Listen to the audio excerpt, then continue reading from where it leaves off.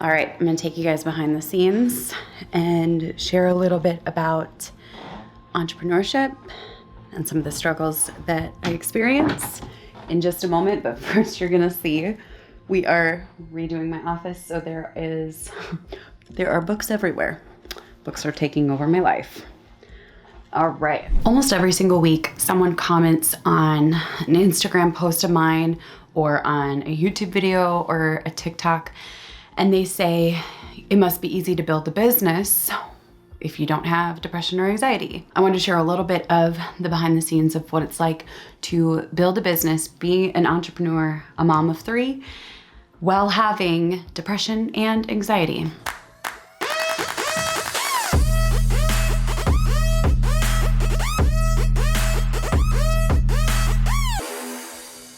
My name is Rachel Pedersen, and I am a mom of 3.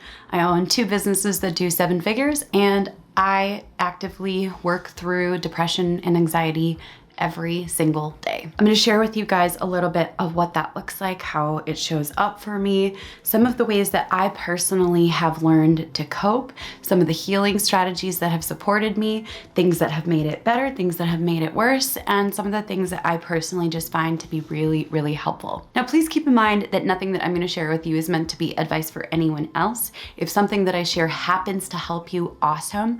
But one of the biggest things I want to share with you is it's important to recognize that you have to find what works best for you. And many times the path for people is going to be connecting with a therapist or a psychologist or talking to your doctor. So let's be super clear, nothing that I'm sharing is meant to be ableist, like just get over it or, think positive and it makes everything better. Because the truth is, if that worked, I would have found that solution by now and I would never deal with depression and anxiety again.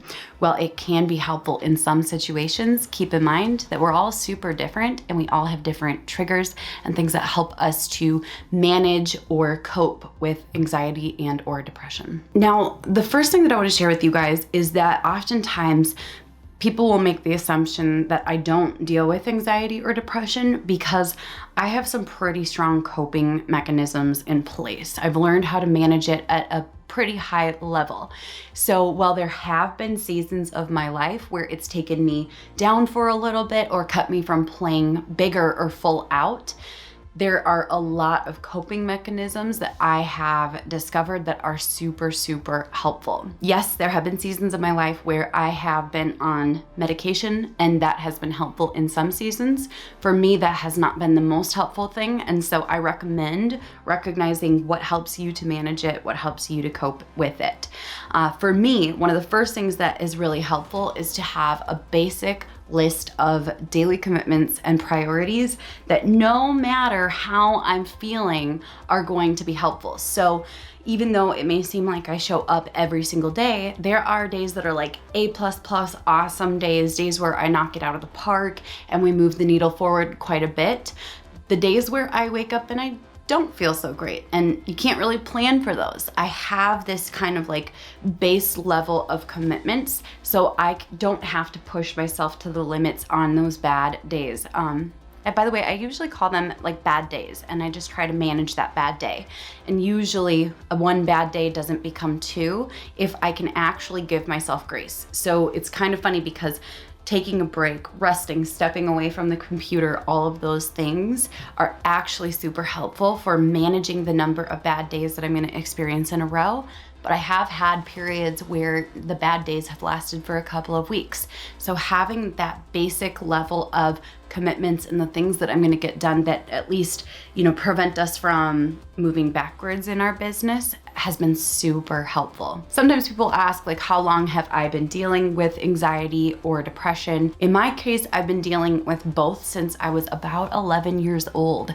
And it is a pretty strong situation. I spent so much of my life thinking that that meant that I was broken, or thinking that that meant that I couldn't still have a full life, or even, as wild as this is, the belief that I had to be consistently happy in order to have a great life left me feeling like I wasn't enough. There was actually quite a bit of growth that happened for me when I realized it was okay to actually live with depression and anxiety. I don't mind the positive messages. I don't mind motivational tracks. I don't mind any of those things, but where it crosses a line for me personally is when it moves into a place that basically says, if you're dealing with anxiety or depression, you're broken, or you haven't tried hard enough, or maybe this isn't cut out for you, or maybe you don't want it bad enough.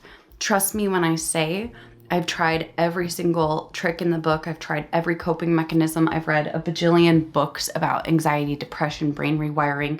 I've read The Power of Now, Becoming Supernatural, Breaking the Habit of Being Yourself. All of those books are awesome and they are helpful to an extent. But there is a portion of me that does wonder if this is just a part of who I am.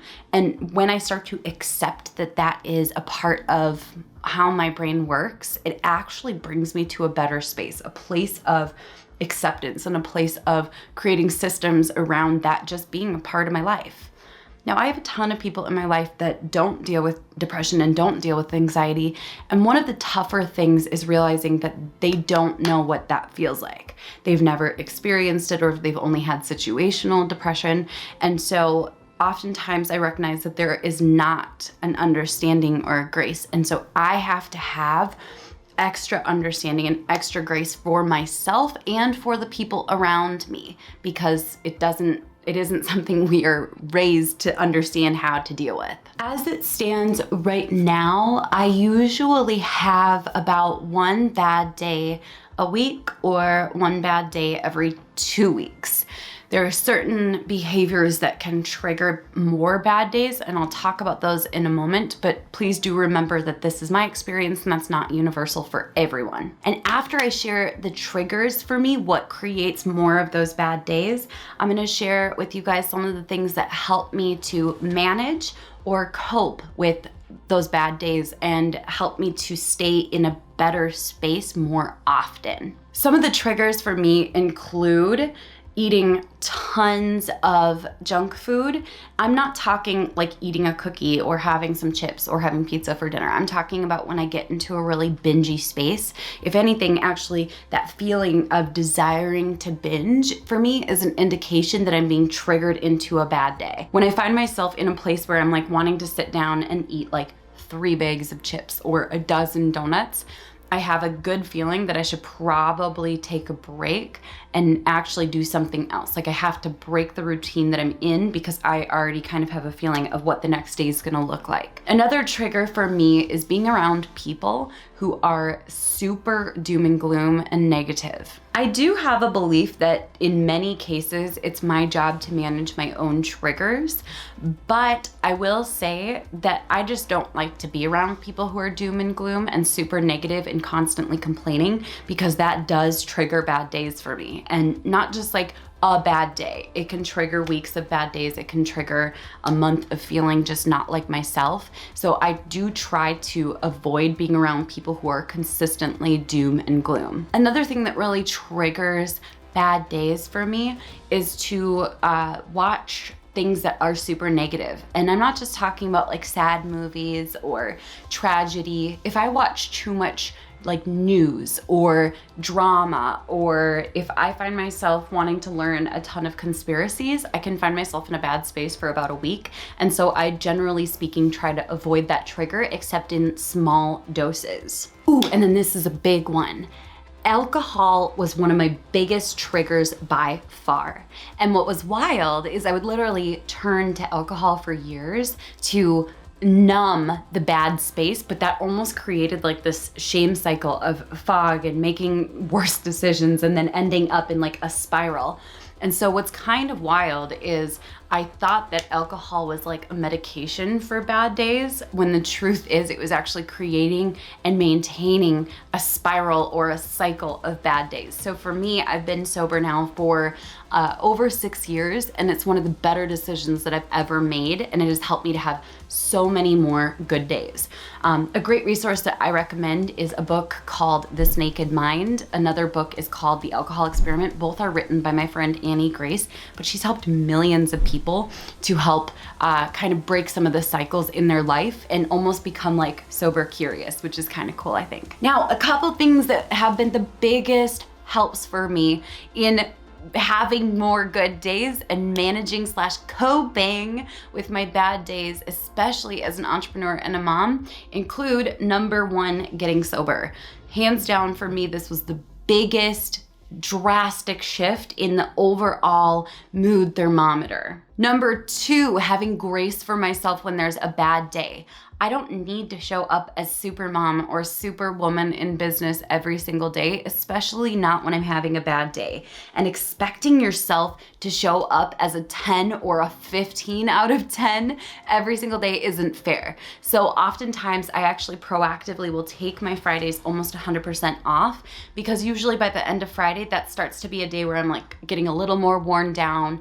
And so I give myself a buffer day where I can work, but if I'm starting to feel like a bad day coming on, I can actually take the day flex and go and walk and take a bath and exercise and read and have some fun and all kinds of different really cool things. So having buffers and grace for myself and recognizing that depression and anxiety are a part of my life, and it may always be that way, and that's okay, but I need to prepare for that. That is a game changer. Number 3, getting exercise in. Now, I'm not talking about like doing 75 hard. I actually found that 75 hard was really, really, really hard on my mental headspace.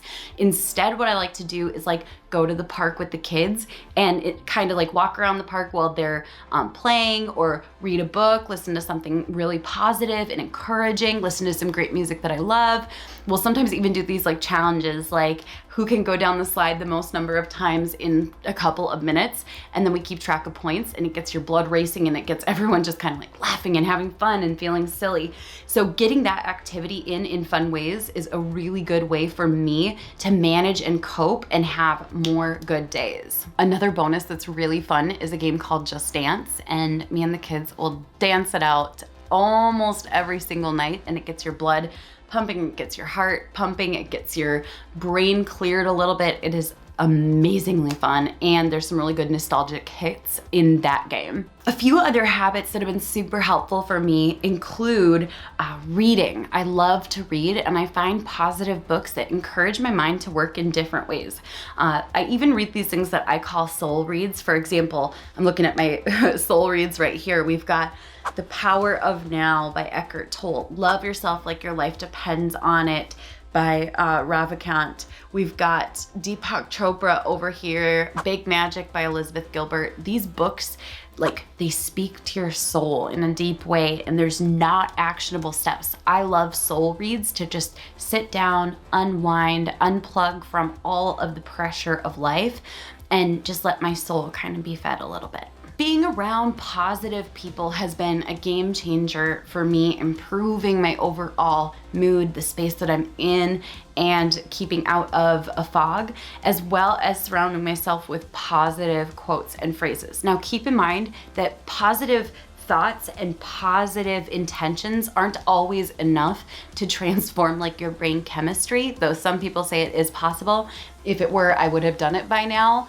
The truth is, I love positive thoughts to just overall help me to stay in a better space, and I have found that to be true. Journaling is by far one of the biggest transformations I've experienced in my moods, in my behavior, in my mind, in my overall trends of how the days are going, because journaling is a place that allows me to share what's happening and write it down without judgment. And that is the key. Whatever I'm feeling, I write it without judgment. So I write these feelings down so that they don't have to just sit and swirl in my brain any longer. Journaling has been an absolute game changer. And the last tip, and this is quite possibly my absolute favorite, is to be playful. So have game nights, do things that are silly, relive some of your passions from when you were a kid. Don't be afraid to get a little messy or be a goofball. Those things have helped me to laugh like until I like cry or pee my pants, and to honestly like be excited about life and not take life too seriously and get stuck into a bad headspace. If you enjoy learning about business and entrepreneurship, be sure to subscribe to my channel, and I put together some amazing strategies for dealing with imposter syndrome in the bio beneath this video. I will catch you guys later. Their major triggers, is this helpful, you guys? Amazing. Okay, so I'm just sharing what works for me in case you didn't hear the pre-frame at the beginning. Okay, let's keep on going. I feel good. I'm a little sore. I forgot yesterday for a little bit, so that's a good sign. I forgot, and I was like, I'm gonna do burpees. I did 2 burpees, and I was like, ooh, that hurts. What am I doing? And then I realized I had to stop doing burpees, and I needed to take it easy. So, all right, let's keep on going.